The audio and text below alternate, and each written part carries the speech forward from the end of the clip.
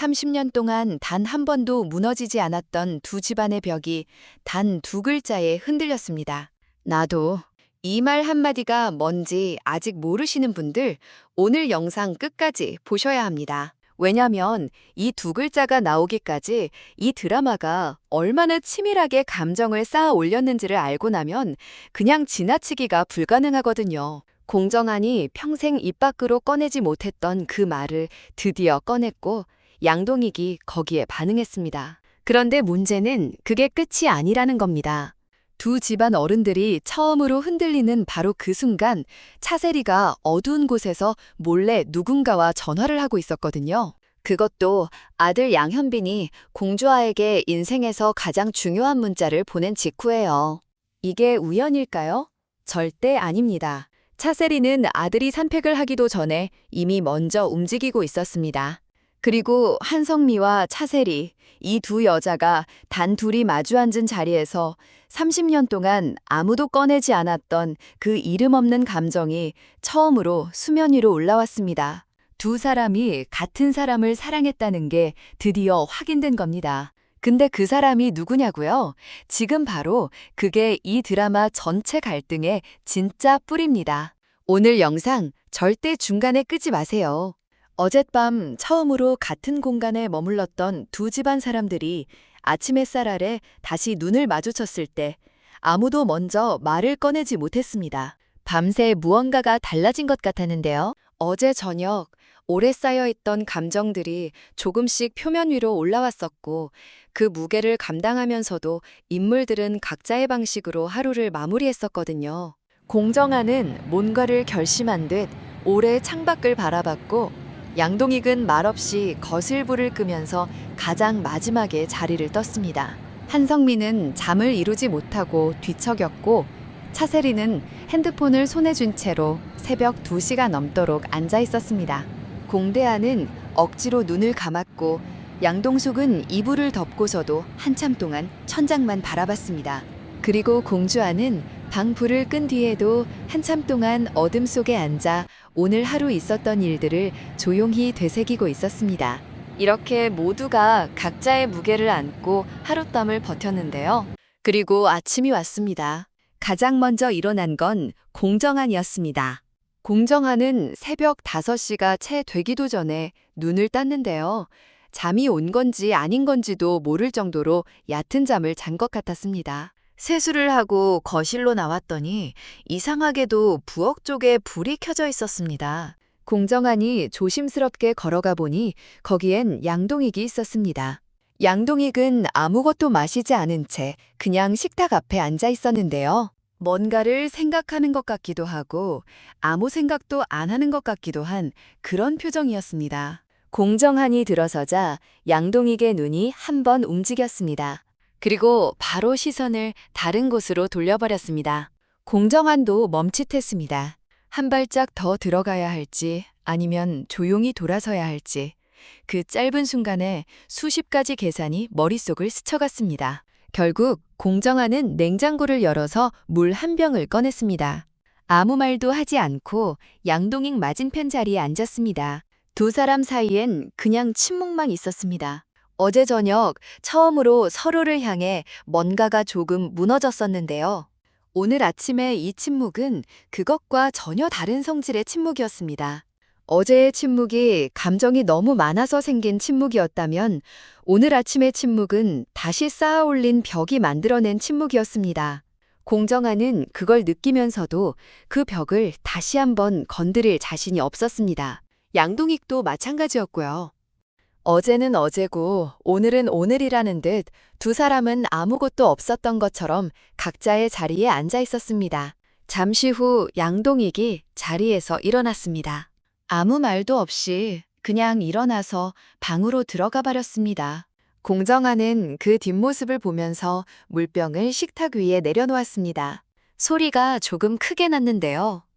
공정한 본인도 그 소리에 살짝 놀란 것 같았습니다. 그냥 내려놓은 건데 마음 어딘가에서 새어나온 힘이 손끝에 실린 것 같았습니다. 공정한은 한참 동안 그 자리에 혼자 앉아 있었습니다. 공주아가 눈을 뜬 건 그보다 조금 더 지난 뒤였습니다. 방 안에 아침 햇살이 들어와 있었는데요. 공주와는 눈을 뜨자마자 어젯밤 기억이 파도처럼 한꺼번에 밀려오는 걸 느꼈습니다. 어젯밤에 있었던 일들, 어른들 사이에 흘렀던 감정들, 그리고 무엇보다 자기 자신의 감정. 양현빈을 생각하면 뭔가 선명해지는 것 같은데 동시에 불안해지는 것 같기도 했습니다. 좋아한다는 게 확실해질수록 이 상황이 얼마나 복잡한지도 같이 선명해지는 것 같아서요. 공주아는 이불을 걷고 일어났습니다. 세수를 하고 나서 잠깐 거울을 봤는데요. 자기 얼굴이 낯설게 느껴졌습니다.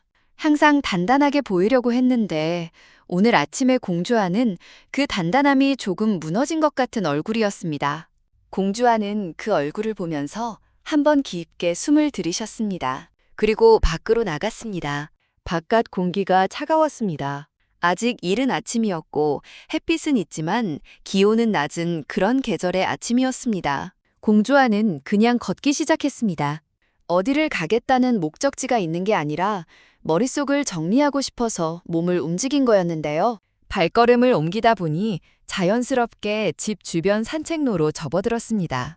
그런데 얼마 걷지 않았을 때 뒤에서 발소리가 들렸습니다. 공주아가 고개를 돌렸더니 양현빈이 오고 있었습니다. 양현빈도 일찍 나온 게 분명했는데요. 공주아를 보고 잠깐 멈추더니 그래도 걸음을 이어왔습니다. 공주아는 발걸음을 느리게 했고 양현빈은 그 옆으로 다가와 나란히 걷기 시작했습니다. 처음엔 아무 말도 없었습니다.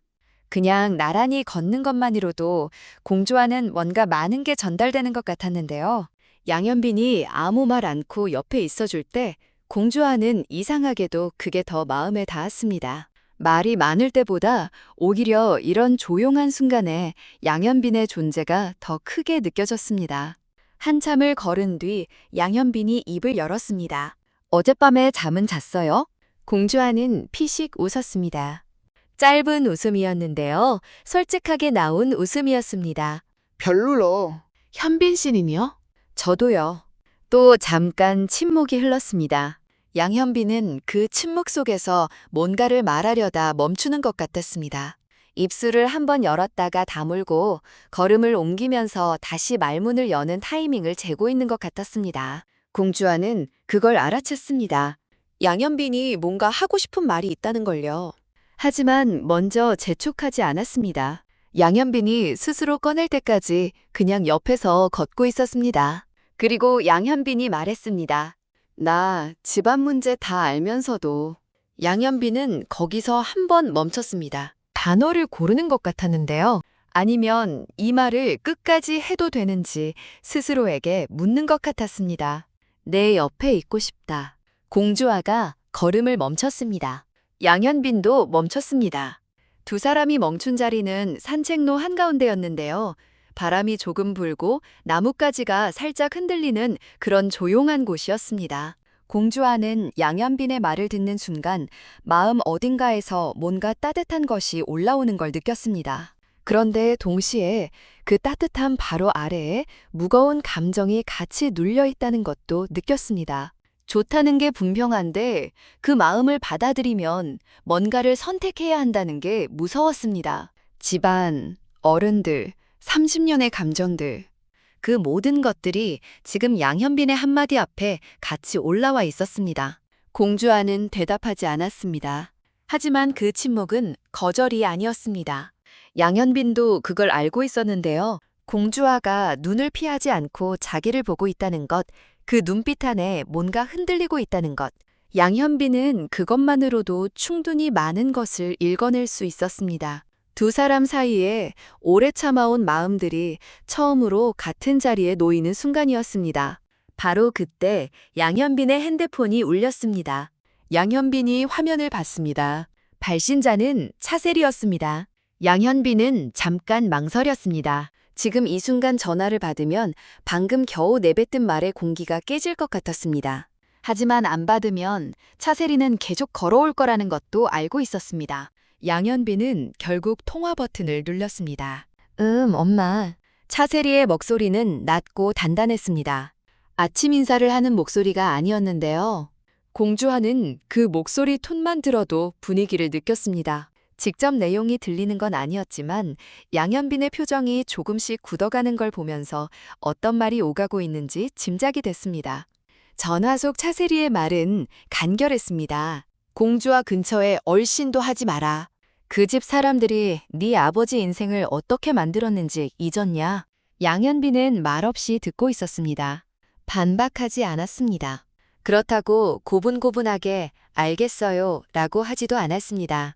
그냥 짧게 응 이라고만 하고 전화를 끊었습니다. 한 가지 확실한 건 통화가 끝난 뒤 양현빈의 얼굴이 달라져 있었다는 거였습니다. 아까까지 공주아에게 닿아있던 눈빛이 조금 멀어졌습니다. 뭔가를 억누르는 것 같기도 하고 갑자기 현실이 너무 선명하게 느껴진 것 같기도 한 그런 표정이었습니다. 양현빈은 핸드폰을 주머니에 넣으면서 공주아를 봤습니다. 공주아는 양현빈의 눈빛이 바로 알아챘습니다. 전화 내용이 뭔지는 몰랐지만 그 전화 한 통이 방금 전까지 두 사람 사이에 있던 공기를 바꿔놨다는 건 느꼈습니다. 괜찮아요? 공주아가 먼저 물었습니다. 양현빈은 짧게 웃었습니다. 그런데 그 웃음이 아까의 그 솔직한 웃음과는 달랐습니다. 조금 힘들게 만들어낸 웃음 같았습니다. 그냥 엄마 전화. 그 말만 하고 양현빈은 다시 걸음을 옮겼습니다. 공주아도 걸음을 따라갔습니다. 하지만 두 사람 사이의 거리가 아까보다 조금 더 벌어진 것 같은 느낌이 들었는데요. 발걸음은 나란하지만 마음은 조금 어긋나 있는 것 같은 그런 아침이었습니다. 공주아는 양현빈의 옆모습을 보면서 이 사람이 뭘 참고 있는지 알 것 같았습니다. 그리고 그게 더 마음이 쓰였습니다. 자기를 향한 마음을 억누르는 게 아니라 자기 때문에 이 사람이 또 다시 집안과 사랑 사이 어딘가에 끼어 있다는 게요. 그 사실이 공주아의 가슴 어딘가를 꼭 눌렀습니다. 두 사람은 말없이 걸었습니다. 길은 한 바퀴 돌아 다시 출발점으로 향하고 있었는데요. 어딘가로 가는 길이 아니라 제자리로 돌아오는 길이라는 게 묘하게 지금 두 사람의 상황과 닮아 있었습니다. 마음은 이미 움직였는데 몸은 아직 제자리를 맴돌고 있는 것 같은 그런 아침. 집이 다시 가까워질 무렵 양현빈이 걸음을 잠깐 느리게 했습니다. 공주아가 먼저 한 발짝 앞서 걷게 됐을 때 양현빈이 공주아의 등 뒤에 대고 조용히 말했습니다. 아까 한 말 취소 아니에요. 공주아가 걸음을 멈췄습니다. 뒤를 돌아보지는 않았습니다. 그냥 그 자리에 멈춰서서 양현빈의 말이 가슴 안에 내려앉는 걸 잠자코 느꼈습니다. 양현빈은 그 이상 아무 말도 하지 않았습니다. 공주아도 아무 말도 하지 않았습니다. 두 사람은 그렇게 조용히 다시 집 쪽으로 걸어 들어갔습니다. 그런데 공주아는 걸어가면서 머릿속에서 한 가지 생각이 자꾸 떠오르는 걸 느꼈습니다. 양현빈이 전화를 받은 뒤 달라진 표정. 그 표정 뒤에 무슨 말이 있었는지는 몰랐지만 공주아는 그게 단순한 안부 전화가 아니었다는 걸 직감적으로 알고 있었습니다. 그리고 그 전화가 자기와 관련이 있을 거라는 것도요. 공주아는 그 생각을 억지로 눌렀습니다. 지금 당장 확인할 방법도 없고 확인해봐야 더 복잡해지기만 할 것 같았습니다. 하지만 억누를수록 그 생각은 더 선명하게 자리를 잡았습니다. 집 안으로 들어서자 부엌에서 소리가 들렸습니다. 누군가 아침을 준비하고 있는 것 같았습니다. 공주아와 양현빈은 자연스럽게 각자의 방향으로 흩어졌습니다. 아침 식사 자리에서 다시 만나게 될 테지만 그 전까지 각자는 각자의 감정을 혼자 소화해야 했습니다. 공주아는 자기 방으로 돌아와 문을 닫았습니다. 침대 끝에 앉아서 잠깐 멍하니 있었습니다. 양현빈이 했던 말이 귓속에서 맴돌았습니다. 아까 한 말 취소 아니에요. 그 말의 무게가 지금 공주아의 가슴 한복판에 조용히 내려앉아 있었습니다. 공주아는 그 무게를 느끼면서 이 감정을 어떻게 해야 할지 아직 모르겠다는 생각이 들었습니다. 좋아한다는 건 알겠는데 그 마음을 가지고 어디로 가야 하는지가 막막했습니다. 양현빈이 있는 쪽으로 가고 싶은데 그 길이 얼마나 복잡한지를 너무 잘 알기 때문에 선뜻 발을 내딛기가 어려웠습니다. 공주아는 창문 쪽을 바라봤습니다. 바깥은 여전히 아침이었고 햇살은 조금씩 더 밝아지고 있었습니다. 세상은 그냥 평범하게 아침을 맞고 있는데 공주와 혼자 이렇게 무거운 감정 안에 있다는 게 묘하게 느껴졌습니다. 그러다 문득 공주와의 머릿속에 한 가지 장면이 스쳐갔습니다. 양현빈이 전화를 받던 순간 그 표정, 처음엔 망설이다가 결국 받았던 그 순간, 그리고 전화가 끝난 뒤 달라진 눈빛. 공주와는 그 눈빛이 자꾸 마음에 걸렸습니다. 양현빈이 뭔가를 혼자 짊어지고 있다는 게 느껴졌습니다. 자기를 향한 마음과 집안의 현실 사이에서 어느 쪽도 포기하지 못한 채 그냥 버티고 있는 것 같은 그런 느낌이요. 공주와는 그 생각을 하면서 양현빈이 조금 더 가깝게 느껴지는 동시에 더 안타까워졌습니다. 마음이 같다는 걸 알면서도 쉽게 가까워질 수 없는 상황. 그게 두 사람 모두에게 짐이 되고 있었는데요. 그 짐을 서로가 알면서도 서로에게 내려놓으라고 말하지 못하는 게 지금 이 관계의 가장 아픈 부분이었습니다. 방 밖에서 식사 준비하는 소리가 더 선명하게 들려왔습니다. 공주아는 천천히 자리에서 일어났습니다. 어른들이 있는 공간으로 다시 나가야 했고 아무렇지 않은 얼굴을 만들어야 했습니다. 공주아는 거울 앞에서 한 번 더 자기 얼굴을 봤습니다. 이번엔 조금 다른 눈빛이었습니다. 흔들리고 있지만 그래도 가고 싶은 방향이 생긴 사람의 얼굴이었습니다. 차세리가 먼저 한성미를 찾아간 건 누구도 예상하지 못한 일이었습니다. 그것도 아무도 없는 시간에 아무도 없는 방향으로 걸어가서 한성미가 혼자 앉아있던 공간의 문을 조용히 두드렸습니다. 한성미는 문이 열렸을 때 거기 서 있는 사람이 차세리라는 걸 보고 한 박자 굳었습니다. 두 사람 사이에는 그동안 말을 섞을 일이 많지 않았는데요. 서로를 향해 자존심을 세우고 나를 세우고 조심하면서 지냈던 시간이 길었기 때문에 차세리가 이렇게 먼저 찾아오는 상황 자체가 낯설었습니다. 한성민은 잠깐 차세리를 바라봤습니다. 뭔가를 따지러 온 것 같은 표정은 아니었습니다. 그렇다고 친근하게 말을 걸러온 것 같지도 않았는데요. 그냥 뭔가를 정리하러 온 사람의 얼굴이었습니다. 한성민은 말없이 안쪽으로 한 걸음 비켜서며 자리를 내줬습니다. 들어오라는 말은 하지 않았지만 막는 말도 하지 않았습니다. 차세리가 안으로 들어왔습니다. 그리고 문을 닫았습니다. 두 사람은 잠시 그 공간 안에서 서로를 마주봤습니다. 한성민은 내심 긴장했지만 티는 내지 않았고 차세리는 무슨 말을 어떻게 꺼낼지 순서를 정리하는 것 같았습니다. 이상하게도 먼저 찾아온 건 차세리인데 먼저 말을 꺼내기까지는 시간이 꽤 걸렸습니다. 한성미가 먼저 자리에 앉았습니다. 차세리도 맞은편에 앉았습니다. 그리고 차세리가 말했습니다. 나도 알아. 당신이 나를 싫어하는 이유. 한성미는 그 말을 듣고 바로 반응하지 않았습니다. 차세리가 이 말을 꺼내리라고는 생각하지 못했었는데요. 그렇다고 아무 생각이 없는 표정을 유지하기도 어려웠습니다. 한성민은 눈을 한번 깜빡였습니다. 그리고 천천히 물었습니다. 그래서요. 대답을 구하는 것 같지 않은 말투였습니다.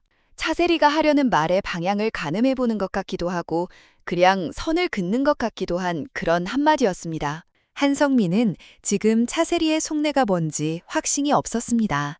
이쪽이 경계를 풀기도 전에 뭔가를 털어놓으면 어떡하나 싶기도 했고 반대로 또 자존심을 건드리는 말이 나오면 어떡하나 싶기도 했습니다. 그런데 차세리가 꺼낸 말은 한성미의 예상을 완전히 벗어난 것이었습니다. 그 사람을 사랑한 건 나도 당신도 마찬가지였으니까.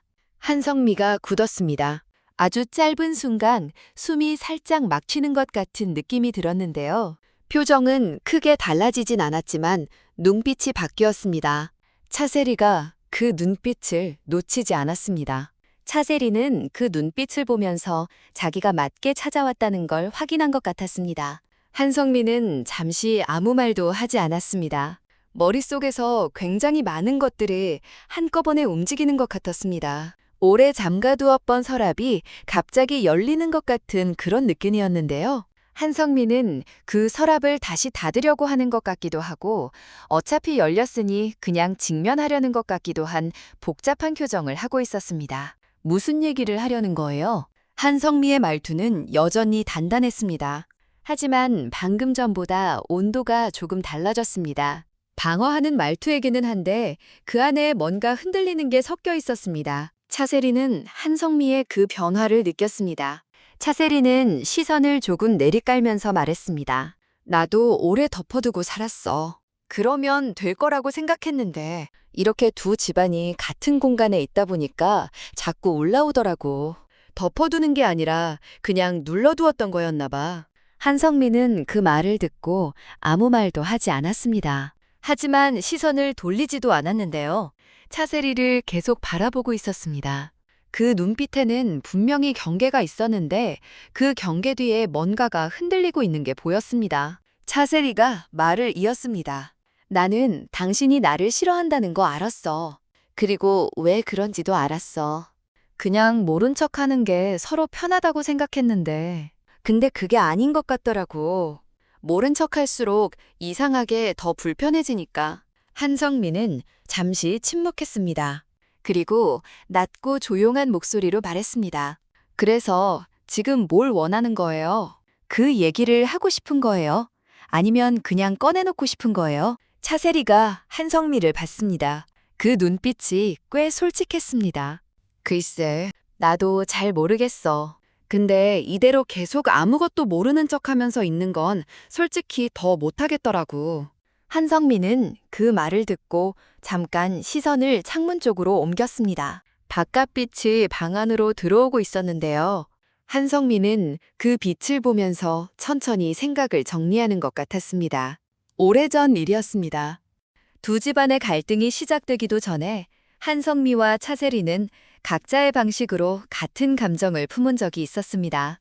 그 감정의 대상이 누구였는지는 두 사람 모두 굳이 입 밖으로 꺼낸 적이 없었습니다. 말을 안 해도 서로 알고 있었고, 그걸 알기 때문에 서로를 불편하게 여긴 세월이 길었습니다. 겉으로는 집안 갈등이었지만 그 갈등의 바닥 어딘가에는 두 사람이 함께 묻어두고 모른 척해온 오래된 감정이 깔려 있었습니다. 한성미가 다시 차세리를 봤습니다. 그 얘기를 꺼내면 뭐가 달라질 것 같아요? 차세리는 곧바로 대답하지 않았습니다. 잠깐 생각하다가 조용히 말했습니다. 달라지는 건 없을 수도 있어. 근데 그냥 적어도 나는 당신한테 계속 모른 척하고 싶지 않았어. 그게 더 불편하니까. 한성미가 짧게 웃었습니다. 웃음인지 아닌지 모를 정도의 짧은 것이었는데요. 솔직하네요. 당신도 솔직한 사람이잖아. 그러니까 꺼낸 거야. 한성민은 그 말에 뭔가 뒤통수를 살짝 얻어맞은 것 같은 기분이 들었습니다. 차세리가 자기를 그렇게 보고 있었다는 게 의외였습니다. 그동안 서로 나를 세우고 자존심을 부딪혀왔는데 차세리가 그 안에서 한성미를 솔직한 사람으로 읽고 있었다는 건 예상하지 못한 시선이었습니다. 한성미는 잠시 말이 없었습니다. 그리고 차분하게 말했습니다. 그 사람 이름은 꺼내지 마요. 지금 이 자리에 서면 차세리가 천천히 고개를 끄덕였습니다. 그러자 두 사람 사이에 또 침묵이 흘렀습니다. 하지만 이 침묵은 아까 공정환과 양동익 사이의 그 침묵과는 성격이 달랐습니다. 공정관과 양동익의 침묵이 서로를 향해 벽을 다시 세우는 침묵이었다면 지금 한성미와 차세리 사이의 침묵은 오래 닫아두었던 무언가를 조심스럽게 열어본 뒤 숨을 고르는 침묵이었습니다. 한성미는 그 침묵 속에서 차세리를 다시 봤습니다. 여전히 경계는 완전히 풀리지 않았습니다. 오래 쌓아온 감정이 한 번의 대화로 사라질 리가 없었고 그렇게 될 거라고 기대하지도 않았습니다. 하지만 지금까지와는 뭔가 조금 달랐습니다. 서로가 같은 것을 알고 있다는 걸 처음으로 확인했다는 것, 그리고 그걸 피하지 않았다는 것, 그것만으로도 두 사람 사이에 아주 얇은 층 하나가 벗겨진 것 같은 느낌이 들었습니다. 차세리가 자리에서 일어났습니다. 더 하고 싶은 말이 있으면 나는 언제든 들을 수 있어. 한상미는 고개를 살짝 끄덕였습니다. 대답은 하지 않았는데요. 그 끄덕임 자체가 대답이었습니다. 차세리가 방을 나갔습니다. 문이 닫히는 소리가 조용하게 났습니다. 한성민은 혼자 그 공간에 남아 차세리가 앉았던 자리를 한참 동안 바라봤습니다. 마음 안에서 뭔가가 뒤섞이고 있었습니다. 불편함이 완전히 사라진 건 아니었는데요. 하지만 이상하게도 아까보다는 숨쉬기가 조금 더 편해진 것 같았습니다. 오랫동안 같은 자리에서 같은 무게를 누르고 있던 두 사람이 처음으로 그 무게의 존재를 서로에게 인정한 순간이었습니다. 그리고 그 인정이 해소는 아니지만 어떤 시작처럼 느껴졌습니다. 한성민은 창문 쪽을 바라봤습니다. 바깥 햇빛이 더 높이 올라와 있었습니다. 한성민은 그 빛을 보면서 오래 접어두었던 감정의 한 귀퉁이를 조심스럽게 펼쳐보다가 다시 조용히 접었습니다. 아직은 때가 아니라는 것을 스스로 알고 있었습니다. 한편 그 시각 공대한은 집안 한쪽 구석에 있는 작은 방에 혼자 있었습니다. 공대한이 거기 들어간 건 특별한 이유가 있어서는 아니었는데요. 아침부터 어른들 사이에 분위기가 무겁게 깔려 있다 보니 자연스럽게 자리를 피하게 됐습니다. 공대한은 원래 감정이 복잡할 때 혼자 있는 쪽을 선택하는 편이었습니다. 공씨 집안에서 공정과 한성미 사이에 살면서 어른들의 감정을 읽어가며 자기 자리를 조율하는 게 익숙해진 사람이었기 때문이었습니다. 방 안에 있던 공대한은 무심코 방 한쪽 선반을 보다가 오래된 물건들이 모여있는 쪽으로 시선이 닿았습니다. 그 집은 원래 공씨 집안이 오래전부터 사용하던 공간이었고 곳곳에 세월의 흔적이 남아 있었습니다. 공대한은 그 선반에 놓인 물건들을 별 생각 없이 훑다가 작은 상자 하나를 발견했습니다. 딱히 열어볼 이유가 없었는데요. 그냥 손이 갔습니다. 상자를 열었더니 안에 사진 몇 장이 들어있었습니다. 흑백은 아니었지만 색이 많이 바랜 꽤 오래된 사진들이었습니다. 공대한은 그 사진들을 하나씩 넘겼습니다. 익숙한 사람들의 어린 시절 모습이 나왔는데요. 공정한이 젊었을 때 사진도 있었고 지금은 세상에 없는 어른들의 얼굴도 있었습니다. 그러다가 공대한의 손이 멈췄습니다. 사진 한 장에서요. 그 사진은 야외에서 찍은 것 같았는데요. 여러 사람이 모여있는 자리에서 찍힌 것 같았습니다. 공대한은 그 사진 속 얼굴들을 천천히 살폈습니다. 익숙한 얼굴도 있었고 낯선 얼굴들 중에 한 명이 공대한의 시선을 붙잡았습니다. 어디선가 본 것 같은 얼굴이었습니다. 정확히는 모르겠는데 이상하게 익숙한 느낌이었습니다. 공대한은 그 얼굴을 한참 바라봤습니다. 기억 어딘가를 뒤지는 것처럼요. 그러다가 조금 전 아침에 봤던 얼굴이 떠올랐습니다. 양동숙이었습니다. 정확하게는 확신할 수 없었습니다. 오래된 사진이었고 사진 속 인물은 지금보다 훨씬 어린 모습이었습니다. 하지만 눈매와 얼굴의 선이 묘하게 닮아 있었습니다. 공대한은 그 사진을 다시 한번 봤습니다. 그리고 사진 뒷면을 확인했습니다. 날짜는 있었는데요. 이름은 없었습니다. 공대한은 잠시 생각했습니다. 이 사진이 뭘 의미하는지 자기가 본 것이 맞는 건지 확신이 서지 않았습니다. 상자 안에 있는 다른 사진들을 다시 한번 살폈는데 비슷한 얼굴이 담긴 사진이 한 장 더 있었습니다. 조금 더 가까이 찍힌 사진이었는데요. 그 사진을 보니 확신이 조금 더 커졌습니다. 이 사람과 양동숙은 관련이 있을 것 같았습니다. 공대한은 사진을 제자리에 돌려놨습니다. 상자를 닫고 선반에 올려놨습니다. 그러고 나서 그 자리에 서서 잠깐 생각했습니다. 이게 무슨 의미인지, 이 사진 속 사람이 양동숙과 어떤 관계인지, 그리고 이걸 알게 된 게 지금 이 상황과 무슨 연관이 있는지 아직 아무것도 확실하지 않았습니다. 그냥 오래된 사진 한 장일 수도 있었습니다. 하지만 공대한의 마음 한쪽에는 이미 작은 의문이 자리를 잡았습니다. 방문이 노크 소리와 함께 열렸습니다. 양동숙이었습니다. 여기 있었어요. 아침 먹으러 나오라고 했는데. 양동숙은 밝은 표정으로 말했는데요. 공대한은 순간 굳었습니다. 방금 전까지 사진을 보고 있었던 것, 그리고 그 사진 속에서 양동숙을 닮은 얼굴을 봤던 것이 머릿속에 남아 있었습니다. 공대한은 빠르게 표정을 정리했습니다. 아, 그래요? 지금 나갈게요. 양동숙은 공대한의 표정을 한번 봤습니다. 뭔가 조금 어색하다고 느꼈을 수도 있었는데 딱히 티를 내지는 않았습니다. 뭐 하고 있었어? 그냥 앉아 있었어요. 아침에 좀 복잡해서. 양동숙은 이해한다는 듯 작게 웃었습니다. 맞아요. 오늘 아침 분위기가 좀 무겁더라고요. 저도 눈치 보느라 힘들었어. 두 사람은 방에서 나왔습니다. 나란히 걸으면서 양동숙이 이런저런 가벼운 말들을 꺼냈습니다. 오늘 아침 메뉴가 뭔지, 어제보다 날씨가 좀 더 따뜻한 것 같다는 것, 이것저것 가볍게 이야기를 이어갔습니다.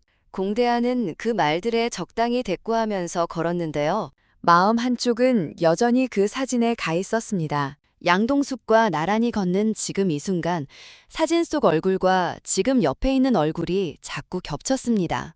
공대하는 그 생각을 의식적으로 옆으로 밀어놨습니다. 아직 아무것도 확실하지 않았고 확실하지 않은 걸 가지고 사람을 의심하는 건 옳지 않다고 생각했습니다.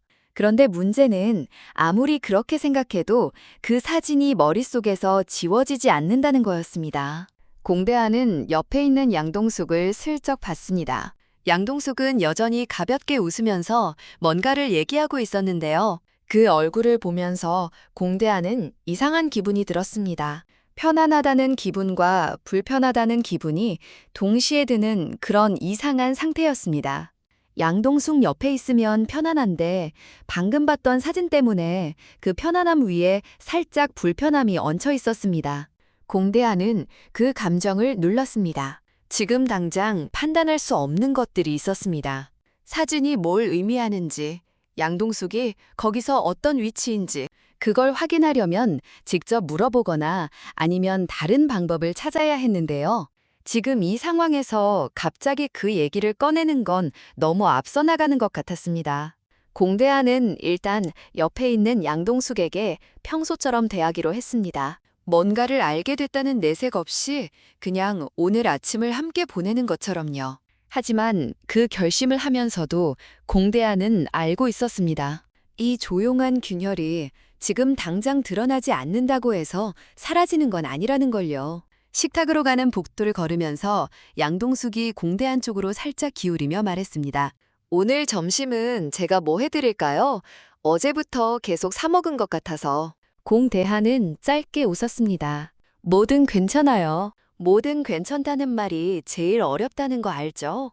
양동숙이 장난스럽게 말했고 공대한도 그 말에 웃었습니다. 자연스럽게 나온 웃음이었는데요. 그런데 그 웃음이 지나가고 나자 공대한의 표정이 다시 조금 가라앉았습니다. 양동숙은 그 순간의 공대한 표정을 못 봤습니다. 이미 앞을 보며 걷고 있었기 때문이요.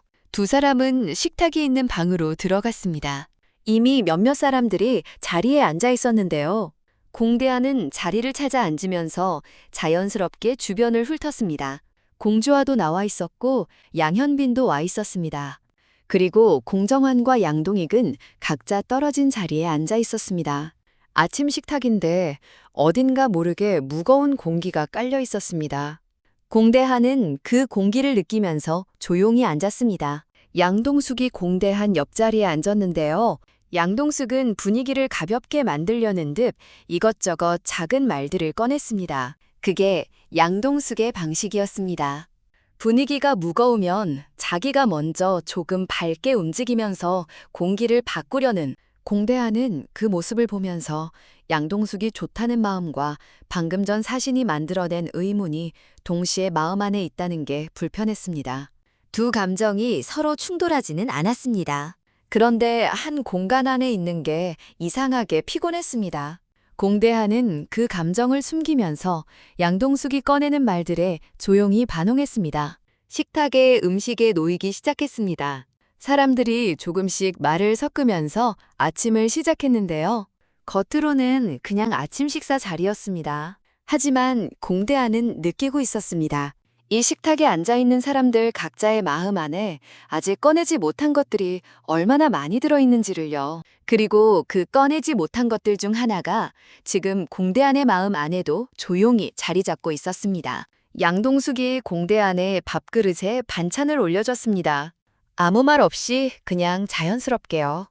공대한은 그 작은 행동을 보면서 마음이 따뜻해지는 동시에 복잡해졌습니다. 이 사람을 좋아하는 게 맞는데 이 사람에 대해 내가 모르는 게 있을 수 있다는 게 그 두 가지 감정이 동시에 존재하는 게 지금 공대한이 버티고 있는 상태였습니다. 공대한은 밥을 떴습니다. 씹으면서 생각했습니다. 언제쯤 그 사진에 대해 물어볼 수 있을까? 아니면 물어봐야 하는 게 맞는 걸까? 아직 답이 없었습니다. 그래서 공대한은 그 질문을 마음속에 그냥 두었습니다. 당장 꺼낼 수도 없고 억지로 덮을 수도 없는 조용한 균열로요. 그 균열이 지금은 아주 작았습니다. 아무도 눈치채지 못할 만큼요. 하지만 공대한은 알고 있었습니다. 작은 균열도 시간이 지나면 커진다는 걸. 그리고 그 균열이 커지기 전에 무언가를 확인해야 한다는 걸.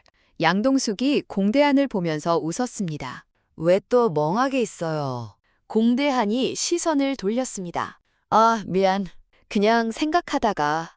무슨 생각이요? 공대한은 잠깐 양동숙의 눈을 봤습니다. 맑은 눈이었습니다. 숨기는 게 있어 보이지 않는 눈이었는데요.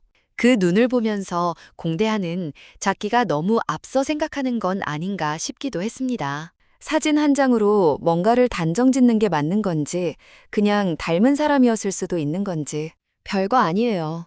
아침이라 좀 멍한 것 같아요. 양동숙이 픽 웃었습니다. 아침마다 그러더라고요. 그 말이 친근하게 들렸습니다. 공대한을 오래 봐온 사람처럼 자연스럽게 하는 말이었습니다. 공대한은 그 친근함이 좋으면서도 지금 이 순간만큼은 그 친근함이 마음을 조금 더 복잡하게 만들었습니다. 식탁 위의 대화는 계속 이어졌습니다. 아무것도 결론 나지 않은 아침이었습니다. 하지만 이 식탁에 앉은 모든 사람이 각자의 방식으로 어젯밤의 감정과 오늘 아침의 현실 사이 어딘가를 버티고 있었습니다. 공대한도 그중 한 명이었습니다. 조용히 아무것도 드러내지 않은 채로요. 공정한이 그 결심을 한 건 아무도 보지 않는 곳에서였습니다. 점심이 지나고 오후가 시작될 무렵 공정한은 집안 가장 조용한 자리에 혼자 앉아 있었습니다. 밖에서는 바람 소리가 간간히 들렸고 집안은 조용했습니다. 아침 식탁에 무거운 공기가 지나가고 나서 각자 각자의 자리로 흩어진 뒤였습니다. 공정한은 그 조용함 속에서 오랫동안 아무것도 하지 않고 그냥 앉아 있었는데요. 뭔가를 생각하는 것 같기도 하고 아무 생각도 하지 않으려는 것 같기도 한 표정이었습니다. 공정한의 머릿속에서는 사실 오래전부터 같은 질문이 맴돌고 있었습니다. 자기가 먼저였는지, 상대가 먼저였는지, 누가 더 잘못했는지, 누가 더 오래 억울했는지, 두 집안이 이렇게까지 된 데에 자기 몫이 얼마나 되는지. 그 질문이 가끔씩 올라올 때마다 공정한은 바쁜 척 눌러왔습니다. 생각하지 않으면 없는 것처럼 지낼 수 있었으니까요. 하지만 이 공간에 양씨 집안 사람들과 같이 있게 된 뒤로 그 질문이 더 이상 눌리지 않았습니다. 아침에 양동익과 식탁에서 마주쳤을 때 공정한은 뭔가를 말하고 싶었습니다. 그런데 말이 나오지 않았습니다. 오래 쌓아온 자존심이 목 앞에서 말문을 막아버렸습니다. 양동익도 말하지 않았고 두 사람은 그냥 아무것도 없었던 것처럼 각자의 자리에 있다가 흩어졌습니다. 공정한은 그 아침을 떠올리면서 생각했습니다. 이렇게 또 지나보내면 다음 기회가 올 것 같지 않다는 것을요. 기회가 와도 또 말하지 못할 것 같다는 것도요. 그리고 그게 반복되다 보면 결국 아무것도 달라지지 않은 채로 이 자리가 끝나버릴 것 같다는 것도요. 공정한 자리에서 일어났습니다. 일어나면서 어떤 말을 할지는 정확히 정해지지 않았습니다. 딱 하나, 꼭 해야 하는 말이 있다는 것만 알았습니다. 그것 하나만 하고 오면 된다는 생각으로 문을 열었습니다. 양동익이 있을 것 같은 곳을 생각해봤습니다. 아침부터 양동익의 동선을 알게 모르게 파악하고 있었는데요. 오후에 이 집에서 양동익이 혼자 있을 만한 자리는 대략 짐작이 됐습니다. 공정한은 그쪽으로 천천히 걸어갔습니다. 걸음이 그렇게 빠르지 않았는데요. 결심은 섰지만 몸이 아직 조금 버티고 있는 것 같았습니다. 복도를 지나면서 한성미와 마주쳤습니다. 한성미는 공정한을 보더니 어디 가냐는 듯한 눈빛을 잠깐 보냈습니다. 공정한은 그 눈빛에 아무 대답도 하지 않고 그냥 지나쳤습니다. 한성미도 딱히 붙잡지 않았습니다. 공정한이 멈춰선 건 집 뒤쪽 공간이었습니다. 창이 크게 나 있고 바깥 풍경이 잘 보이는 자리였는데요. 예상대로 양동익이 거기 있었습니다. 양동익은 서서 바깥을 보고 있었습니다. 공정한이 들어오는 기척을 느꼈는지 고개를 살짝 돌렸다가 공정한인 걸 확인하고는 다시 창밖을 봤습니다. 공정한은 그 자리에 멈춰섰습니다. 양동익과의 거리가 꽤 됐는데요. 더 가까이 들어가지도 않고 그렇다고 돌아서지도 않았습니다. 그냥 그 거리에서 양동익의 뒷모습을 바라봤습니다. 양동익은 먼저 말하지 않았습니다. 공정한이 여기까지 찾아온 이유가 있을 거라는 걸 알면서도 기다렸습니다. 아니면 먼저 말을 꺼내주기를 기다리는 게 아니라 그냥 이 상황 자체를 버티고 있는 것 같았습니다. 공정한은 숨을 한번 들이쉬었습니다. 그리고 말했습니다. 내가 먼저 잘못했다. 그게 다였습니다. 더 길게 설명하지 않았습니다. 어떤 잘못인지, 어디서부터가 잘못이었는지, 그 이후로 어떻게 생각해 왔는지 아무것도 덧붙이지 않았습니다. 공정한이 평생 입 밖으로 꺼내지 못했던 그 말을 딱 그것 하나만 꺼냈습니다. 양동익의 어깨가 아주 미세하게 움직였습니다. 놀란 건지 긴장이 달라진 건지 정확하게는 알 수 없었는데요. 양동익은 여전히 창밖을 보고 있었습니다. 공정한 쪽으로 돌아서지 않았습니다. 공정한도 더 말하지 않았습니다. 할 말은 했다는 듯 그 자리에 그냥 서 있었습니다. 몇 초가 지났습니다. 그게 꽤 길게 느껴졌는데요. 공정한은 양동익이 반응하지 않으면 그냥 나가려고 했습니다. 자기가 해야 할 말을 했으니 그 이후는 양동익의 몫이라고 생각했습니다. 공정한이 천천히 돌아서려 할 때였습니다. 양동익이 말했습니다. 나도. 단 두 글자였습니다. 공정한이 멈췄습니다. 돌아서던 몸이 그 자리에 멈춰섰는데요. 공정한은 돌아보지 않았습니다. 양동익도 돌아서지 않았습니다.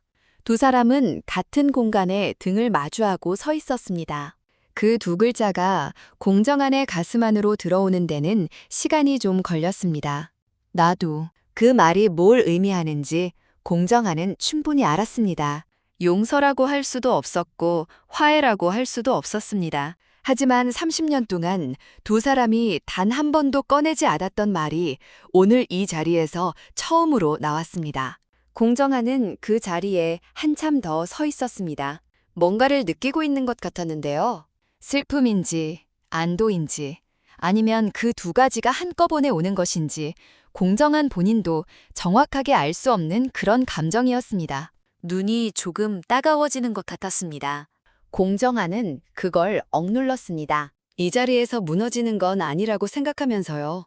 양동익도 말을 더 하지 않았습니다. 창밖을 보는 양동익의 눈빛이 아까보다 조금 흐려진 것 같았습니다. 30년이라는 시간이 두 사람 사이에 쌓아올린 벽은 여전히 거기 있었습니다. 그 벽이 이 두 마디로 무너진 건 아니었습니다. 하지만 오늘 그 벽 가장 아래에 있던 벽돌 하나가 처음으로 살짝 밀렸습니다. 공정한이 먼저 그 공간을 나왔습니다.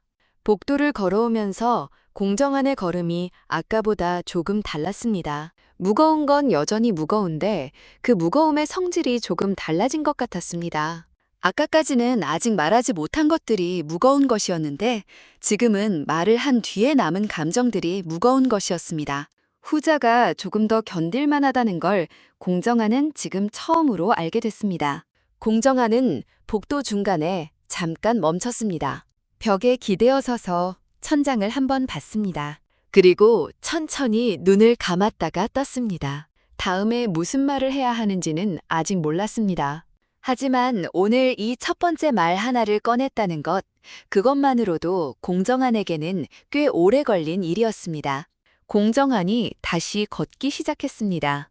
한편 양동익은 공정한이 나간 뒤에도 한참 동안 그 자리에 서 있었습니다. 나도. 그 말이 입 밖으로 나오는 순간 양동익도 몰랐습니다. 자기가 그 말을 할 거라는 걸요. 공정한이 돌아서는 걸 보면서 갑자기 그 말이 올라왔는데 막기가 어려웠습니다. 평소 같으면 막았을 텐데 오늘은 그게 안 됐습니다. 양동익은 그게 왜인지 생각해 봤습니다. 오래 같은 공간에 있다 보니 지쳐서인지 아니면 어제부터 이어진 감정들이 쌓여서인지 정확한 이유는 몰랐습니다. 하지만 분명한 건 공정한이 먼저 그 말을 꺼내지 않았다면 양동익도 끝까지 입을 열지 않았을 거라는 거였습니다. 먼저 잘못했다고 한 사람은 공정한이었습니다. 양동익은 그게 쉬운 일이 아니라는 걸 알았습니다. 공정한이라는 사람이 어떤 사람인지, 그 자존심이 얼마나 두꺼운지 오래 부딪혀온 양동익은 누구보다 잘 알고 있었습니다. 그 공정한이 먼저 그 말을 꺼냈다는 게 양동익의 마음 어딘가에 조용하게 닿았습니다. 양동익은 창밖을 보다가 눈을 내리깔았습니다. 손을 가볍게 쥐었다가 폈습니다. 30년이었습니다. 그 긴 시간 동안 두 사람이 서로를 향해 쌓아온 감정들이 얼마나 많은지 양동익은 잘 알고 있었습니다. 그 감정들이 오늘 다 해소되는 건 불가능했습니다. 하지만 오늘 공정한이 꺼낸 말 하나가 양동익 안에 있는 무언가를 아주 조금 건드렸다는 건 사실이었습니다. 양동익은 그 감정을 어떻게 부를지 몰랐습니다. 이걸 흔들렸다고 해야 하는지 아니면 그냥 지쳤다고 해야 하는지 분명한 건 아까와 지금이 다르다는 것이었고 그 다름이 어디서 온 건지는 양동익도 충분히 알고 있었습니다. 창밖 바람이 나뭇가지를 흔들었습니다. 양동익은 그 움직임을 한참 바라봤습니다. 그러다가 자리를 떴습니다. 아무것도 결정된 게 없었습니다. 다음에 뭘 어떻게 해야 하는지도 몰랐습니다. 하지만 오늘 이 자리에서 일어난 일이 뭔지는 알았습니다. 그리고 그걸 알면서도 모른 척하기엔 이미 너무 많은 게 흔들려 있었습니다. 양동익은 조용히 그 방을 나왔습니다. 저녁이 가까워지면서 집안의 공기는 조금 달라졌습니다. 아침에 그 팽팽한 긴장감이 오후를 거치면서 조금씩 내려앉은 것 같았는데요. 완전히 풀린 건 아니었지만 억지로 버티던 힘이 조금 빠진 것처럼 분위기가 달라졌습니다. 사람들이 각자 공간에서 나와 다시 같은 자리에 모이기 시작했고 저녁 준비 소리가 부엌에서 들려왔습니다.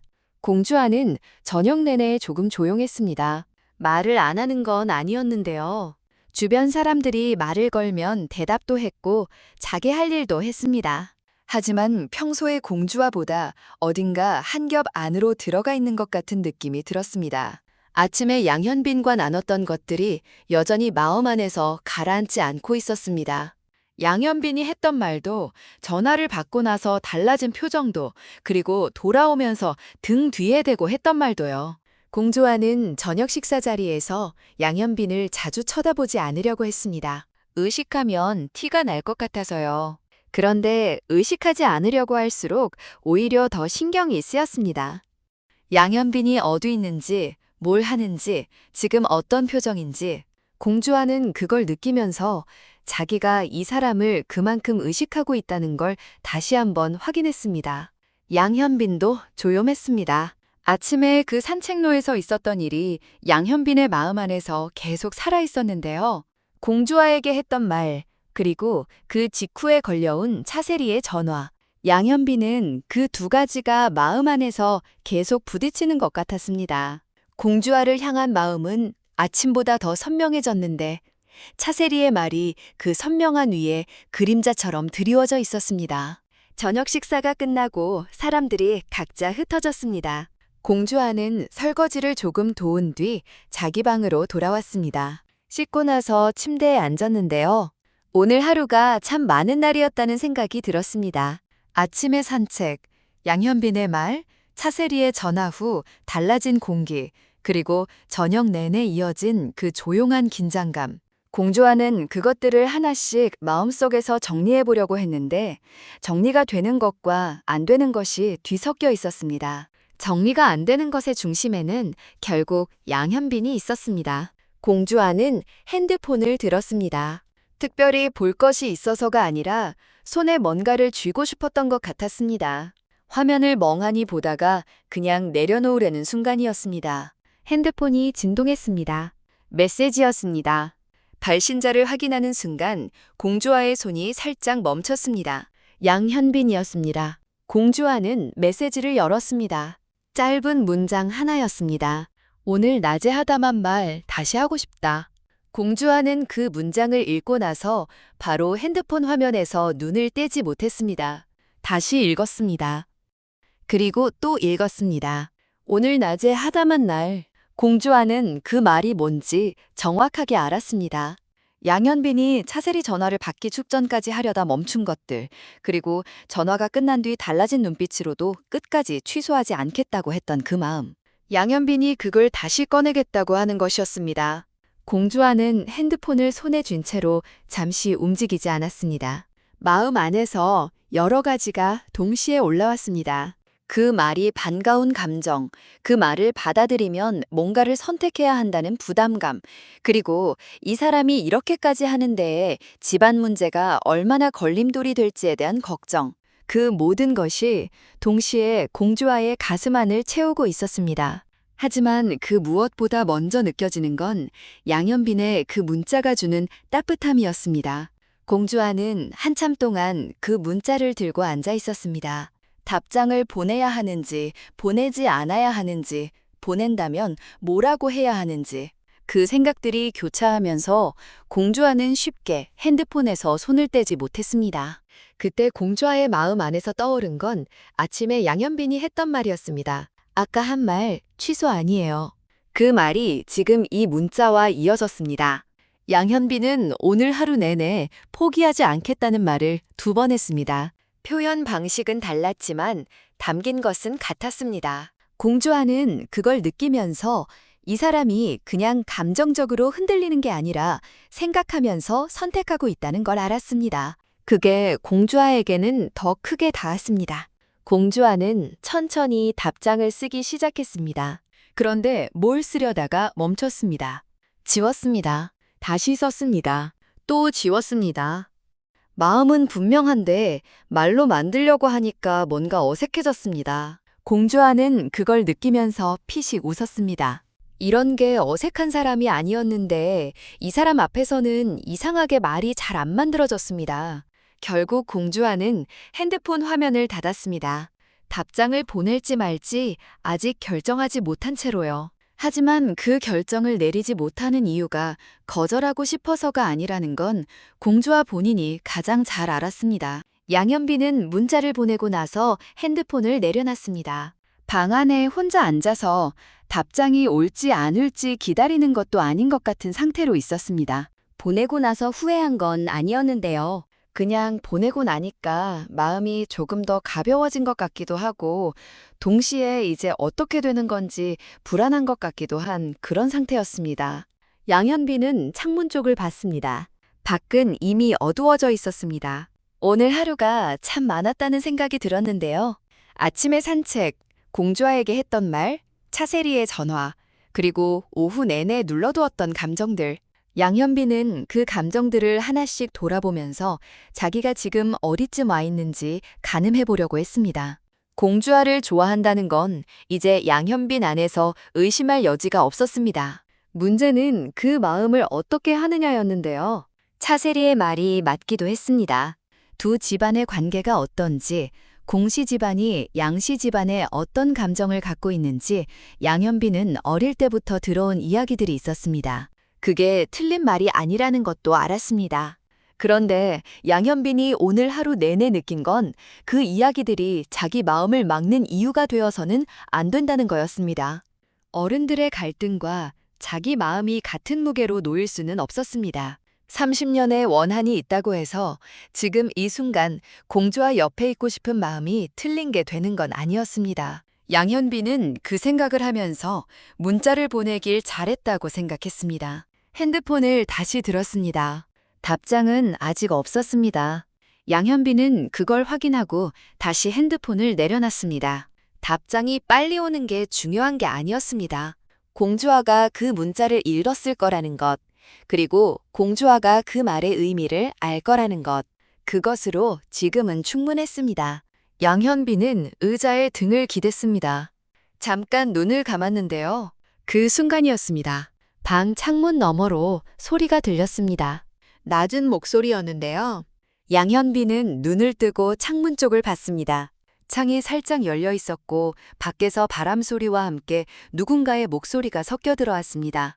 양현빈이 창 쪽으로 가서 살짝 밖을 봤습니다. 차세리였습니다. 차세리는 집 바깥 한쪽 어두운 곳에 서서 핸드폰 통화를 하고 있었습니다. 누구와 통화하는 건지는 알 수 없었는데요. 목소리가 전부 들리지는 않았습니다. 간간히 몇 단어만 들렸는데 그것만으로도 양현빈은 이 통화가 가벼운 안부 전화가 아니라는 걸 느꼈습니다. 차세리의 목소리 톤이 낮고 단단했는데요. 뭔가를 전달하거나 뭔가를 정리하는 것 같은 느낌이었습니다. 양현빈은 창에서 한 발짝 물러섰습니다. 더 들으려고 한 건 아니었습니다. 하지만 마음 안에서 뭔가가 움직였습니다. 아침에 전화를 했던 차세리가 지금 또 누군가와 통화를 하고 있다는 것. 그 두 가지 사실이 이어지는 것 같은 느낌이 들었습니다. 양현빈은 자기 방 안에 서서 창밖 차세리의 뒷모습을 한 번 더 봤습니다. 어두운 곳에 서 있는 차세리의 실루엣은 뭔가를 결정한 사람처럼 보였습니다. 아니면 이미 뭔가를 결정해버린 사람처럼요. 양현빈은 그 모습을 보면서 불안한 감정이 올라오는 걸 느꼈습니다. 아침의 전화가 어떤 시작이었다면 지금 이 통화는 그 다음 단계를 밟고 있는 것 같았습니다. 차세리가 뭘 하려는 건지, 누구와 통화하는 건지 아무것도 확인된 게 없었지만 양현빈의 마음 안에서는 그 불안이 조용히 자리를 잡았습니다. 양현빈이 방금 공주아에게 문자를 보냈습니다. 그 문자는 아직 공주아의 답장을 기다리고 있었습니다. 그런데 그 문자 너머에서 차세리가 무언가를 움직이고 있을 수 있었습니다. 양현빈이 선택을 하기 전에 어른이 먼저 움직이려 한다는 것. 그 가능성이 양현빈의 마음 안에 무겁게 드리웠습니다. 양현빈은 창 쪽에서 물러나 침대에 앉았습니다. 핸드폰을 다시 들었습니다. 공주와의 답장은 아직 없었습니다. 양현빈은 그 빈 화면을 보면서 공주아가 지금 그 문자를 읽고 어떤 표정을 하고 있을지 생각했습니다. 놀랐을 수도 있고 흔들렸을 수도 있고 아니면 공주아다운 방식으로 조용히 그 마음을 들고 앉아 있을 수도 있었습니다. 양현빈은 그 공주아의 모습을 떠올리면서 마음 안에 두 가지 감정이 동시에 있다는 걸 느꼈습니다. 공주아와 가까워지고 싶다는 마음, 그리고 차세리의 저 통화가 그 마음을 방해하게 될지도 모른다는 불안. 그 두 가지가 지금 이 방 안에 같이 있었습니다. 밖에서 차세리의 통화가 끝나는 소리가 들렸습니다. 발소리가 집 안으로 들어오는 방향으로 움직이는 것 같았습니다. 양현빈은 그 발소리를 들으면서 눈을 감았습니다. 오늘 하루가 끝나가고 있었습니다. 하지만 오늘 하루 안에서 시작된 것들이 내일로 넘어가고 있었습니다. 공정한과 양동익 사이에 처음으로 나온 말들, 한성미와 차세리 사이에서 처음으로 확인된 오래된 감정, 공대한의 마음 안에 조용히 자리 잡은 균열, 그리고 양현빈이 공주아에게 보낸 문자 하나. 이 모든 것들이 아직 결론이 나지 않은 채로 밤속에 놓여 있었습니다.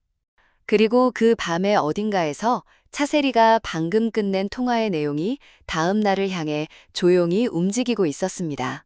어디를 향해 가는지는 아직 아무도 몰랐습니다.